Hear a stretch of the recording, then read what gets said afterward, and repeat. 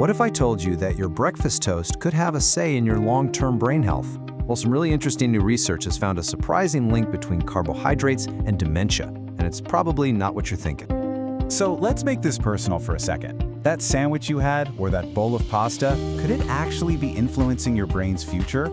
According to a huge new study, the answer is a definite yes. So let's dive into how. Okay, so we all know age is a major risk factor for dementia, right? But what's becoming clearer and clearer is just how much our lifestyle choices, especially what we eat, can help protect our brains. The real power might just be on our plates. And a huge clue in this whole puzzle seems to be carbohydrates. I mean, they're our main source of energy, making up about 55% of what we eat. But it turns out, when it comes to our brain, not all carbs are created equal, not by a long shot. Now let's be super clear about this. This is not another explainer telling you that carbs are the enemy or that you should never eat pasta again. The crucial thing here isn't about the quantity of carbs you eat, it's all about the quality. And that's a much smarter way to think about it.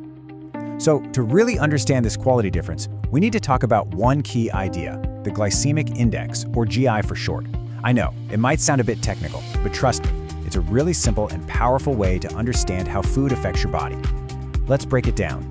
Think of the glycemic index as a speed rating for carbs. It's basically a scale from 0 to 100 that tells you how fast a food is going to spike your blood sugar. High GI foods are like a rocket launch. You get this really quick, sharp sugar rush. But low GI foods, they're more like a slow, steady burn, giving you energy gradually over time. And here's what that looks like in terms of everyday food. On that high GI, quick spike side, you've got stuff like white bread and potatoes. And on the low GI, slow release side, you've got things like whole grains, most fruits and legumes. See? You can already spot the simple swaps, can't you? So how in the world do we know that this stuff actually affects our dementia risk? Well, that brings us to a really incredible piece of research. Scientists in the UK ran this massive study to see the link between diet and brain health. And the scale of it is just wow. They didn't just look at a few hundred people. Nope. They analyzed the data from over 200,000 adults. I mean, that gives their findings some serious weight. And this wasn't just a quick check-in either. They followed these people for, on average, more than 13 years. That kind of long-term view is so important for seeing how what we eat today can affect our health way down the line. So their method was actually pretty simple, but really powerful. They looked at what each person typically ate and calculated the overall glycemic index of their diet. Then, they just waited and tracked who developed dementia over that 13-year period. Okay, this is where it gets really interesting. After more than a decade of carefully collecting all this data, the results came in. And they give us one of the clearest pictures yet of how we can use our diet to protect our minds. Over the course of the study, 2,362 people from that huge group were diagnosed with dementia. And when the researchers compared those cases with the diet info they'd collected, a really striking pattern just jumped right out. And here it is. This is the heart of it. People who ate a low to moderate glycemic index diet saw their risk for Alzheimer's drop by 16%. But on the flip side, those eating high GI diets saw their risk go up by 14%. That's a 30-point swing in risk just based on the quality of carbs they were eating. That is huge. And listen to this. This is the lead researcher, Monica Boulot, summing it all up.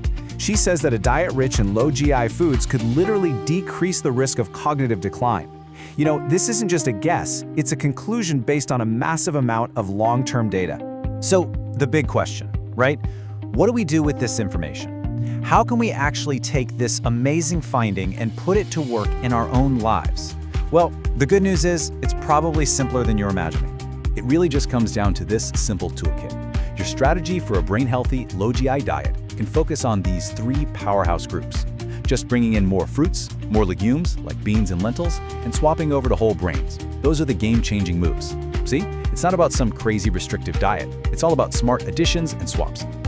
You know, the biggest takeaway here is all about empowerment. It's knowing that the choices you make in the kitchen every day have a real, tangible, scientifically proven impact on protecting your brain for years and even decades to come. So I'll just leave you with this question. Think about your own plate.